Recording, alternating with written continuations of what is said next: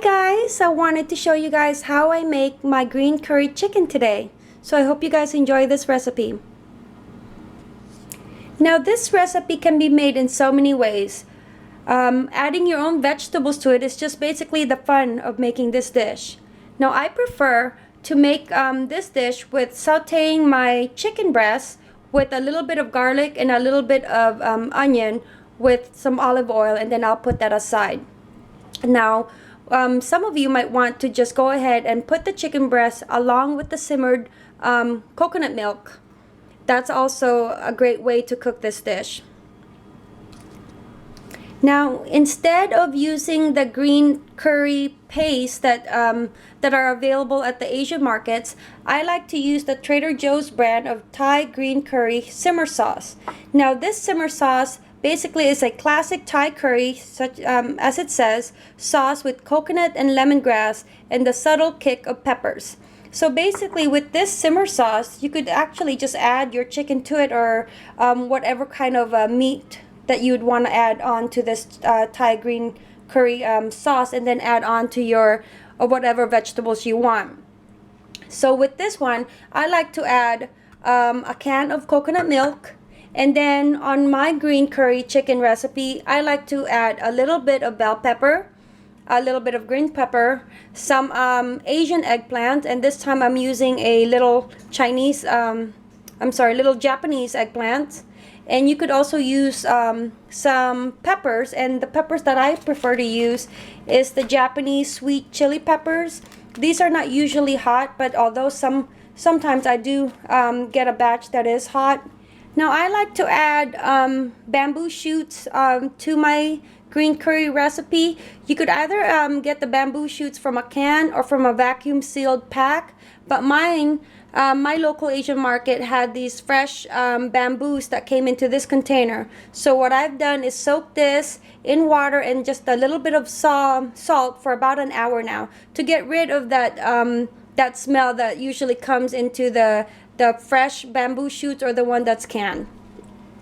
I also add a little bit of Thai basil towards the end, and then hubby and I like this recipe really hot, so I also add some ground fresh chili paste towards the end, and this is just up to you to flavor it. So I've got my hot pan and I've added some olive oil in there, about 2 tablespoons. I'm going to put in my garlic.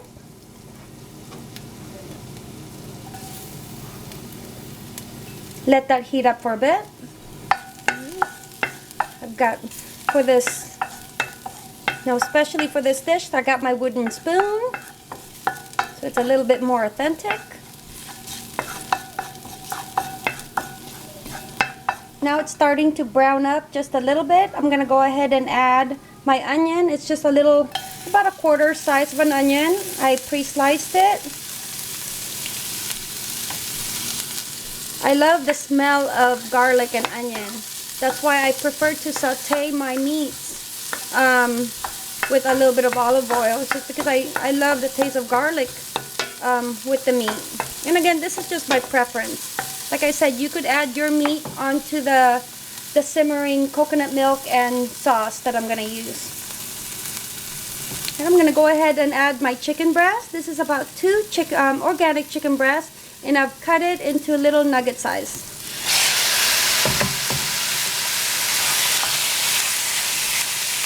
Now I'm going to go ahead and add a little bit of salt and pepper and just let that brown for a little bit.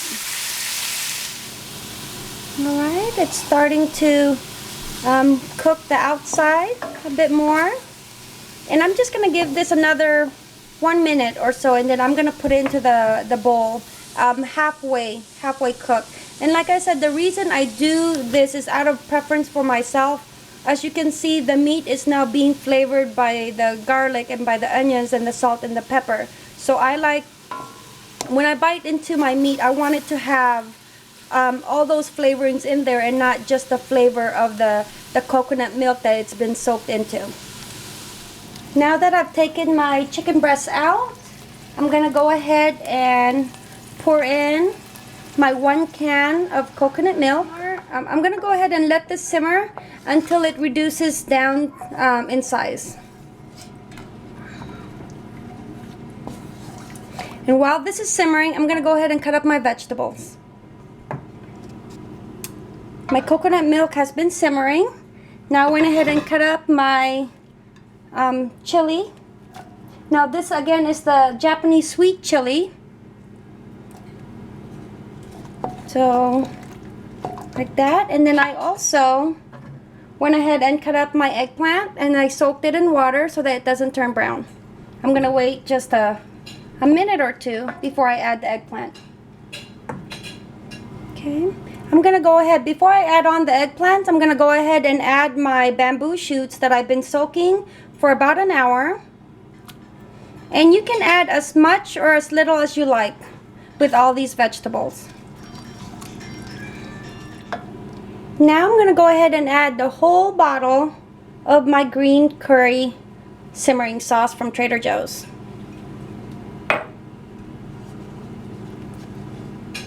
The coconut milk is adding just an extra sauce to it and extra richness to the flavor.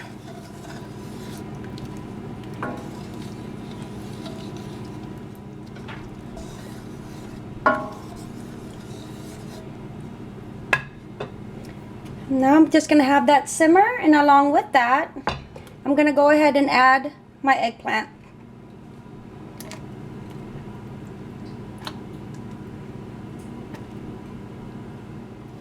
That's simmering up nicely. I'm going to go ahead and add my bell peppers, the green and the red.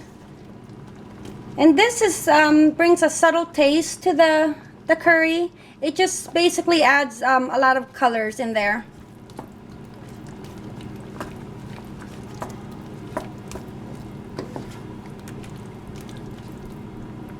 Then I'm also going to go ahead and add my chicken that's halfway cooked.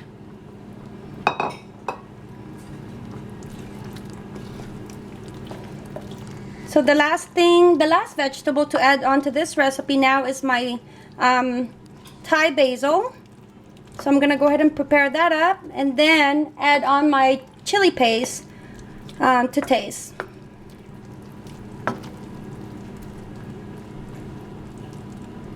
And it's starting to look really good. I'm going to flavor it with about 1 teaspoon of chili paste.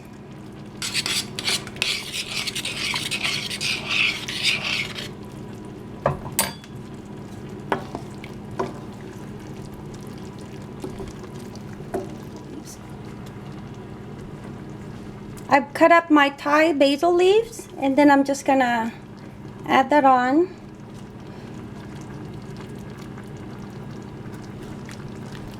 Thai basil leaves adds an extra flavoring to this recipe that really gives it the authentic taste of green curry.